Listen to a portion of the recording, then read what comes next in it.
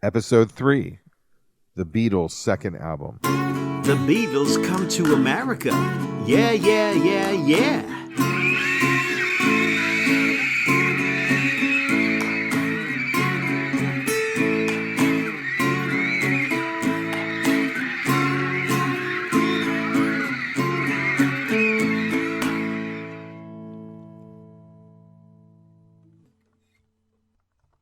I'm your host, Tom Gouker, and tonight on the phone we have the one and only the Beatles Guru, Brooke Halpin. We are going to do our special review where we're doing The Beatles Come to America, where we're going through the American versions of all the Beatle albums, and we are up to the second album. Brooke Halpin, welcome to Something Came from Baltimore. Thank you, Tom. It's always a pleasure and a lot of fun to be with you. I'm excited because I did research on this album and I thought, oh, I can't wait to talk to Brooke about this album. It's the second album, and what's crazy about it is just a timeline. I believe we're in total Beatle mania right now. So January 10th, the intro comes out. The Meet the Beatles come out 10 days later, January 20th. Right. Now we're looking at April 10th, and we have the second album. So we have 3 amazing albums that just came out within a short period of time. This one, they culled from 25 songs that were just kind of already recorded and ready to go. So I think they did a really good job with it. The All Music Guide says that this stands to probably be the best pure rock and roll album ever issued by the group. It avoids all the traces of pop ballads favored by Paul McCartney that usually slows down the group's other earlier albums, and the result was the longest uninterrupted body of hard rock and roll and R&B in their whole entire output. I have to agree with that. I really do. This is the Beatles rock and roll and rhythm and blues album. As you said, there's no ballads on the album. 11 songs, and out of the 11, which is interesting, is that there's only 5 original songs and there are 6 covers. But what we should mention from the get-go is that the title, as you said, The Beatles, it's the Beatles' second album. Well, ladies and gentlemen, it's not the Beatles' second album. It's actually the Beatles' third album, because this is the second album on Capitol Records, but it's not the second album that was released in the U.S., because we know the first one was introducing the Beatles on DJ. I love this album. If I would rank the 3 albums that we've talked about, this would be my number 1. The intro would be 2, and Meet the Beatles would be 3. And the reason I like this the best is that all these songs really stand the test of time. There's not one song that I was like, I don't remember that song. So it's exciting to go through an album like that. It's short. It's only 27 minutes, but it's a really great collection of songs. Now, I should mention also on the cover, which I absolutely love, it does say, and I have to agree with this, that electrifying big performances, and they are very much electrifying, by England's Paul McCartney, John George Harrison, and Ringo Starr. So that's very, very true. And then on the back cover, it says, which is really kind of, I think, not kind of, but also very true at the time, never before has show business seen and heard anything like them here. And here they are, the world's most popular force in singing and playing their new collection of hits. Okay, very good. And when I listened to this album, every single song on this album blew me away. And when it comes to the Beatles and a rock and roll R&B album, this is number 1. In my opinion. So we're at our first song, which is Roll Over Beethoven. It was recorded on July 30th in 1963. It was only recorded in 5 takes. This is obviously a Chuck Berry song. Well, I'm gonna write a little letter, I'm gonna mail it to my local DJ. Straight away now, we're hearing George Harrison, his vocals on Roll Over Beethoven. I mean, not only does his vocals are superb, but his guitar playing is just perfect. And I could remember playing this album over and over and over again. Whenever I was home from school, the first thing I would do is I would play this out. And then when I finally got a band put together, one of the first things that we learned and that we played was Roll Over Beethoven. And as you said earlier, the energy in all of these tracks, but I think particularly, actually, there's an energy in Roll Over Beethoven, which is over the top. It's just completely irresistible. And it's just as exciting today as it was 1964. That's exactly what I was thinking about. You know, the Chuck Berry song was recorded in 1956, and that feels dated for some reason.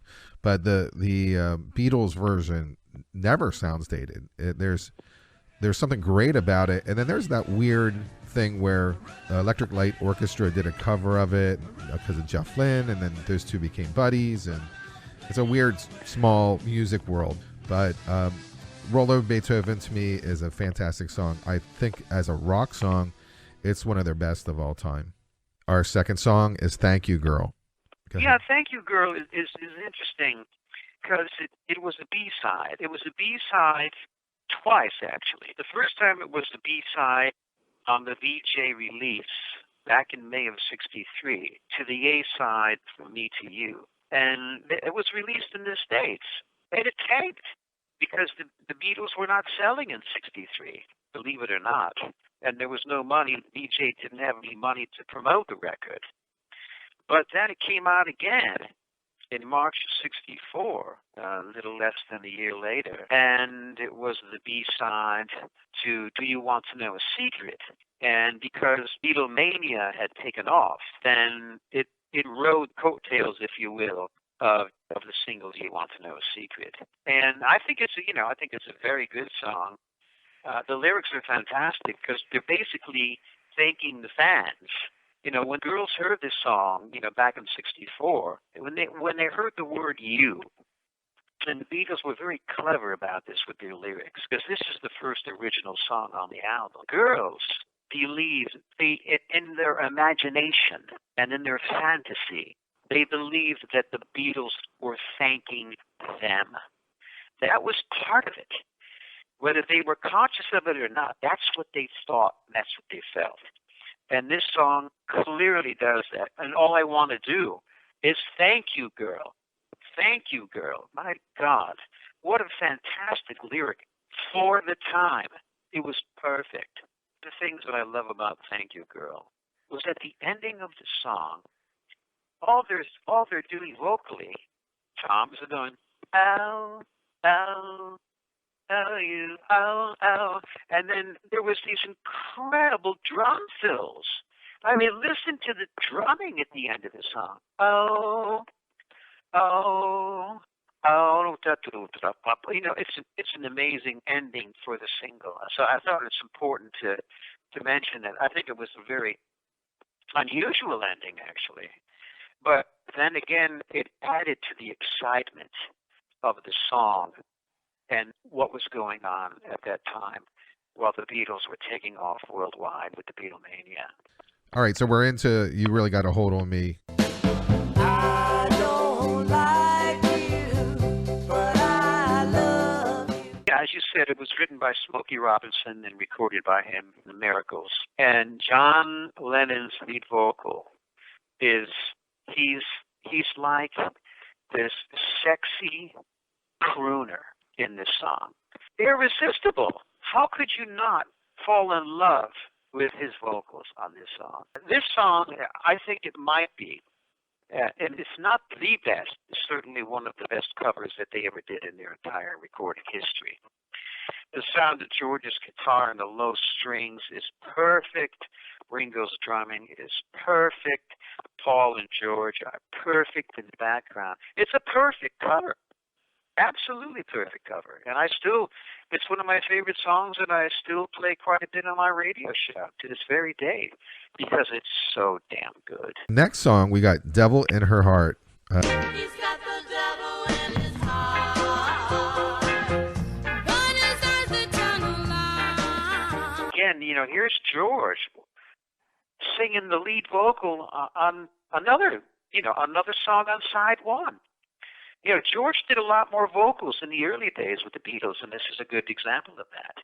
And I think his vocal is fantastic. Of course, they had to change it to Devil in Her Heart as opposed to Devil in His Heart. So I love it. I like the music is kind of, it's got a different rhythm and a different feel to it, you know, compared to certainly compared to Roll Over Beethoven and To Thank You Girl.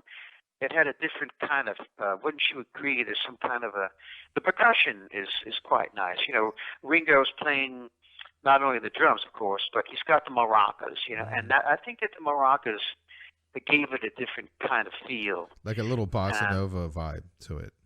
Yeah, like a little bit. Mm-hmm. Yeah.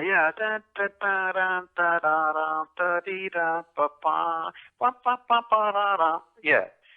And the harmonies, oh my God. You know, the vocals, the Beatles vocals back then, they were so tight that some people consider them to be a vocal band, a vocal group, excuse me, you know, a pop vocal group, which they were. You know, they were.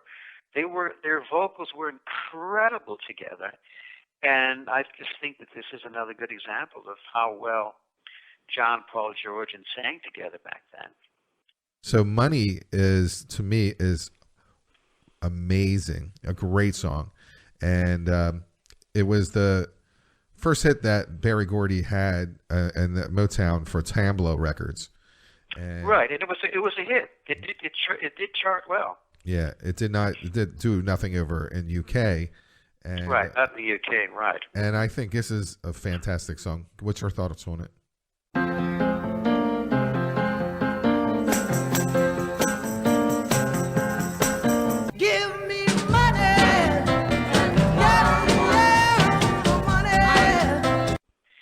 Well, again, you have to listen to John's vocal. I mean, how in the world can anyone listening to this song, if you listen to it today and you hear John singing, it's completely captivating. He completely takes you in. It's sultry, it's sexy, it's gritty, it's guttural. It's a rockin', screaming vocal that John delivers on this song. I think I like, as much as his vocal is great on Twist and Shout, I prefer his lead vocal on Money. And the funny thing is that, it's really quite funny, is that he's singing, that's all he wants is money, right? The best thing in life is free, blah, blah, blah, blah, blah. Well, John, you got it, baby. You know, he certainly got the money, that's all I want, you know, and that's certainly what he and the rest of the Beatles got. Well, deservedly, of course. But it was interesting that he would be screaming those vocals at a time when, for the first time in his life and the other Beatles' lives, that the money was coming in hand over fist. So it's very appropriate that he would be singing and the Beatles would be singing this song at this time when they were getting all the money. And, so, you know, obviously they wanted more than money. But you get my point. Sure.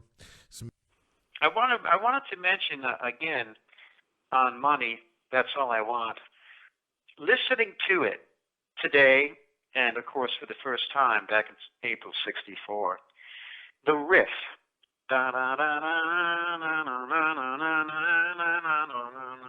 it was doubled, right? It's on the guitars, but George Martin, he doubled it on the piano twice. He overdubbed that riff on the piano, and the way they mixed it in, it was just like, oh my God, listen to this sound. So they were, not only were they doing a spectacular cover of the song, but the way that they did the arrangement and the way that they did the recording, and with Master George at the controls as the producer, hold on, boys, I think I'll lay down the piano track here, you know, kind of thing. It's just, that was part of the chemistry, and I'd go so far as to say is the magical combination. Because, you know, there's dozens of people who recorded Money, and, you know, a very popular song, but none of them sound like this. And part of the reason is because of George Martin and because of him doing that double track piano. You Can't Do That is the B-side of Can't Buy Me Love. It's a John song. He said it was influenced by someone that wasn't famous at the time, which is Wilson Pickett. And this was listed as a song that they were going to play on A Hard Day's Night where the concert footage was, but they yanked it at the last minute because of the... Yeah, the director did. Yeah, Richard Lester did. Yeah. But I love this song. I think it's great. And I have just the sheer love of it. I never thought of analyzing it to a point of, John's psyche or whatever. I was like, You Can't Do That. It's just a great song to me. I don't combine it in his work and say, oh, this is a theme that's running through his work. I just love this song. I got something to say that might cause you pain.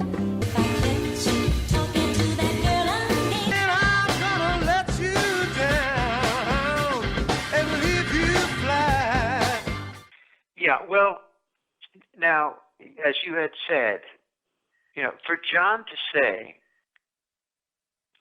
I'm telling you, you can't do that, is extremely possessive. It's a command. It's a demand. He's demanding this, which is really, at that time in 64, it's like, but no one stopped to think, oh my God, what is he talking about? Because the song sounded so good. And back then, I don't think that people had the desire even to deepen, to analyze, as you were saying, to analyze the lyrics. It's like I told you before that you can't do that. If I catch you talking to that boy again, I'm going to let you down. I mean, it's so possessive. And at the time when all the Beatlemania was going on and everybody was falling in love with each other, it just seemed to be rather contrary to the social side of things that was going on in society at the time, the social background.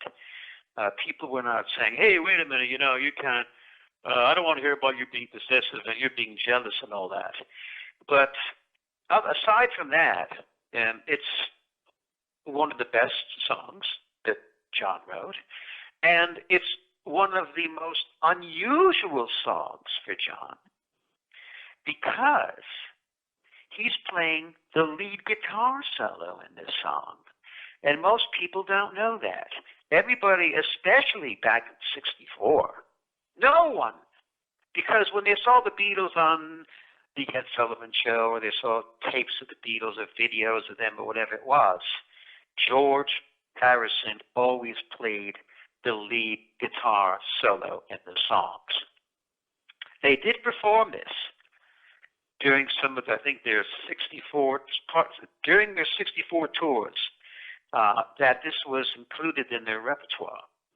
But if you see any footage of it, John made a point that he would not be seen playing lead guitar in this song.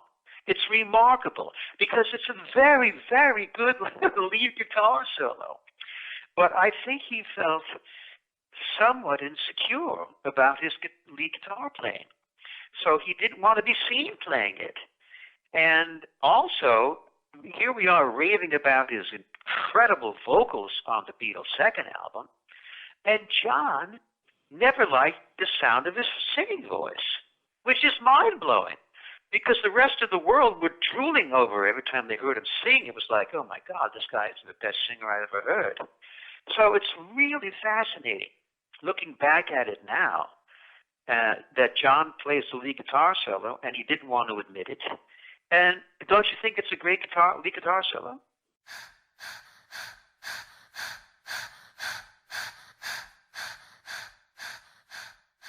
Okay, Tom, so let's do a time travel. We're going to go back to April 1964. You and I, we just got out of school, out of junior high school. And I told you that I just got this album in the mail from my aunt in California. And you didn't have it. So I'm sorry that you didn't. But anyhow, we go back to my house. and I'm playing it for you. We had just listened to Roll Over Beethoven, Thank You Girl, You Really Got a Hold on Me, Devil in Her Heart, Money, and you can't do that. And we're completely blown away from all of that incredible energy, musicianship, and great vocals. And then we turn the album over, and I put the arm down on the track one on side two, and then we hear Long Tall Sally. It was like, are you kidding me? It was so overwhelming. I'm not exaggerating. At the time, to have after having all those incredible performances and recordings on side one, and then now we have Paul singing his heart out, singing Long Tall Sally. It was so overwhelming and way beyond exciting. It really was. And again, Mr. George Martin, he's there playing the piano again. Yeah, so he was there not only as a producer, but he was the fifth Beatle at this time in the Beatles' career. Absolutely, he was the fifth Beatle, no doubt about it. I call your name, but you're not there. Song is I Call Your Name, and John wrote this song and didn't really like it, so he gave it to Billy J. Kramer and Right. the Dakotas, and it was the B-side of Bad to Me, and Lennon Right. really didn't like their version at all, so he went Right. back and said, I'll record it, make it better. And this is the first time that George Harrison used the Rickenbacker guitar and created a new sound. Like we were talking about, the guitar work in I Call Your Name is just phenomenal. Absolutely pulls you in. It's just so addictive. It's a fantastic song. And John's vocal, I don't know anyone who could sing the song better than John. Now, I know that the Mamas and the Papas did a cover version of it, but, they were smart because they knew that, listen, if we're going to do a cover version of this song, then we have to do a rearrangement of it. We have to do a different version of the song, which they did. They slowed it down. And, of course, that was also a hit. It was quite a pretty big hit for the Mamas and the Papas. In '66 is that when that came out. But getting back to the Beatles version of the song, it's one of John's best, as certainly at that time, during the time period. We have so many good songs, and then it's Please Mr. Postman, which is, Yeah. Okay, here we go again. Talk about how perfect this song is also. Oh, yes, wait a minute, Mr. Postman. Yeah, well, again, this is how John, another great example of John's vocal style in 1963, 64. He was, I would say, that he was in top form. I think that his vocals during this time period were his best. Now, there's nothing wrong with him singing Help, but there's something about, I think it had to do with the fact that they were so confident now. There's a certain confidence, that's what it is, in his voice. When he's singing these songs, and it comes through on these tracks. And the way the song is produced, they're using a lot of a lot of reverb on the vocals, and the vocals are phenomenal. By the way, John's vocal is actually double tracked to add even more excitement to the vocals. And the background vocals with Paul and George are perfect. And again, you have to put this, as we are, in the context of what preceded it, right? We just heard I Call Your Name, and before that we just heard Long Tall Sally. So it's like our minds are getting blown by one song and then the next song blows our mind again, and then the next song continues to blow our mind. You see what I'm saying? So when you look at this album in its entirety, I don't think, as we said at the outset of this show, that there is no Beatles album that does that continuously from track to track to track to track in terms of the high energy, the excitement, and the vocal performances, all in one album. Fourth track on side 2 is I'll Get You. But I'll get you in the end. Yes, I will. I'll get you. It's a great song. It's a B-side, as you said. But the thing that I love about it is that, you know, we've got John on harmonica on this song, and he was playing a lot of harmonica back in '63 and '64. Love Me Do, obviously, you know, is loaded with harmonica, and many other songs. Excuse me. And many other songs from that time period. So yeah, I'll get you in the end. Oh yeah, oh yeah. And they did. That's the point. The point is that they did. They got everybody.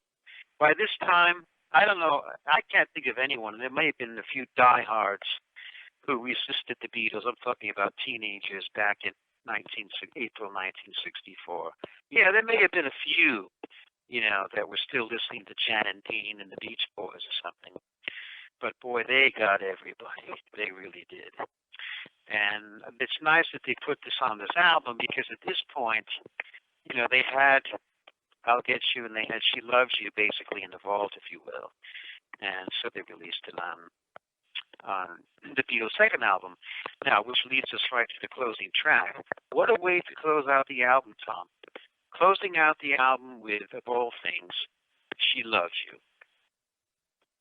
Yeah, yeah, yeah. Yeah, yeah, yeah. Yeah. It's. I have so many notes on this song. We'll do the notes, but these are a conversation. Best-selling single in the UK in the '60s of all songs. Yeah. Rolling Stone ranked it number 64 of the top 500 songs of all time. They wrote this in a hotel room within 2 hours. 5 weeks at number 2, it was behind I Want to Hold Your Hand, and then it replaced it for 2 weeks after that. Right. It's an epic song, and it's fantastic. But again, you know, here it was released in the U.S., right, September 1963, and it didn't do anything, which, we're talking, people listening to this show that we're doing today, they go, oh, that can't be true. No, but it is true, because in '63, the Beatles were a flop in the U.S. They were huge in the UK. They had their first number 1 single in the UK with Please Please Me in '63. But this song did not chart, did not sell. It got very little airplay, if any at all, in the US in '63. And then, because of the success, the huge success of I Want to Hold Your Hand, and once that basically opened the floodgates, I Want to Hold Your Hand. So then it was like, you know, Capitol, who didn't want to do anything with the Beatles in '63, who rejected the Beatles in 1963, and VJ, who had no money to promote the records in '63, now with the huge success of I Want to Hold Your Hand, they're all going, oh my God, next, whatever we have, whatever it is, just get it out of the market. And sure enough, at that point, you know, when they released She Loved You as a single, soon after I Want to Hold Your Hand, it went to number 1. So they put it on the way to wrap up this album, the Beatles' second album. It's one of the most exciting original songs that the Beatles have ever recorded. And they ended the album, even though there were 6 covers on the album, they ended it with an original, which I'm glad that they did. You know, the last 2 songs being the original songs. They put it all together, and to this very day, as I look at the album, I must admit that the album cover is rather tattered, Tom, because it's, it's the original one from April 1964. But God bless you for that. That you were able to keep the yeah, original. yeah. God bless my aunt who sent it to me. So it's just as exciting, and they will be exciting, I would imagine, 10, 20, 50, 100 years from now. In addition to all the things that we were talking about in terms of the incredible energy and performances and vocals and guitar work and production, is that with She Loves You particularly, it is so positive. Every guy in the world at that time wanted the girl that he was pursuing to love him. And even if you were a young husband, you wanted to make sure that your wife still loved you. So to hear the affirmation, to hear them saying repeatedly, she loves you. Yeah, she does, you know. She loves you. Yeah. Don't worry about it. She loves you. Yeah. My point is that the message is so positive, which when you add the positive message to everything else that's going on with the great songwriting and vocals and lyrics and production, it's completely irresistible. And that's, I think, you put that all together. But that's one of the reasons why it's so fantastic and was so successful. But again, it's the positive energy that the Beatles were exuding at this time with their recordings that was very much part of their success. Second album was 2 million copies, so that's double platinum. Meet the Beatles was 3 times platinum, I believe, and then the other one, the intro was 1.5 million. So, you know, in a nutshell, you're looking about like 7 million. My number one album of theirs at this point. Intro is number 2, and Meet the Beatles is number 3. That's how I would rank them. How would you rank them? Well, for 19, oh boy. Now, I can't say for 1964, because unlike any other bands, you know, they were releasing, well, how many albums did they release in 64? 5? Introducing the Beatles, Meet the Beatles, Beatles' second album, A Hard Day's Night, Something New, and they released Beatles 65. They released 6 albums, Tom, in 1964. Plus the Beatles story. I think that double. Yeah, well, yeah, but that's more of a narrative, yeah. So, good God, you know, how do you rate these things? But for me, I'd have to break it into seasons, like, you know, winter 64, spring 64, summer 64. So I would say for winter 64 that, boy, it's a tough one. It's a tough one. I might have to say that, yeah, this might be number 1. This might be number 1, and then Meet the Beatles, and then Introducing the Beatles. Yeah, probably. Yeah, but there's more good stuff to come. It's just fun to. No, it's just nonstop excitement. That's what it is. Brooke Halpin, the Beatle Guru. It's the Beatles Come to America. We are on the second album. We made it through today. Yes, we did, Tom. It's always a lot of fun. And great being with you on your show. Love it. What's next for us, Brooke? Well, next we're going to be diving into the Beatles' A Hard Day's Night album, which is going to be a total blast. Can't wait for that. All righty. Thank you very much. The Beatle Guru. We'll see you next time. Thank you, Tom. Next episode, The Beatles, A Hard Day's Night soundtrack.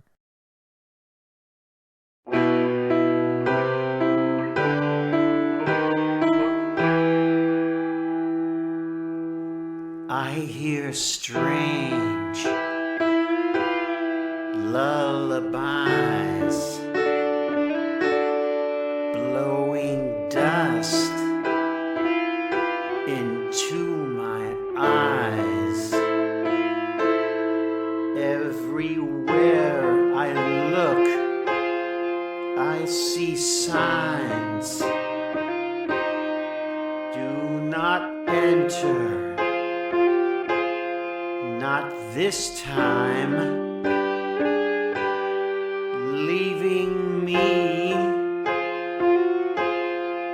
paralyzed.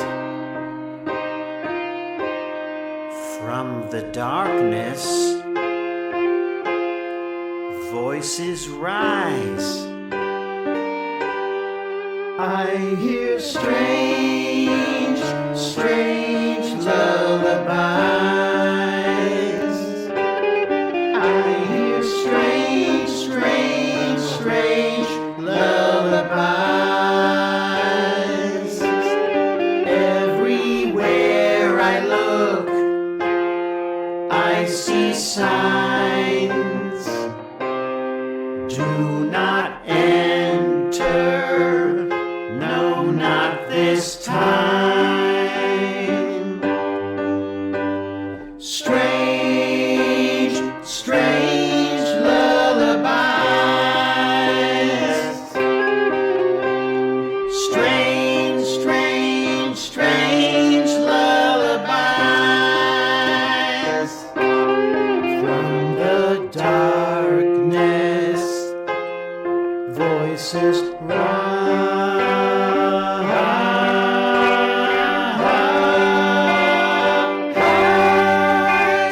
Strange lullabies.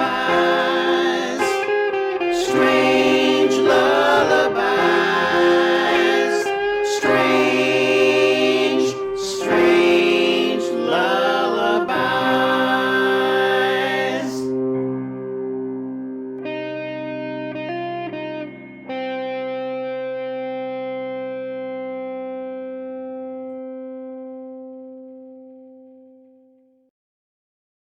End of episode.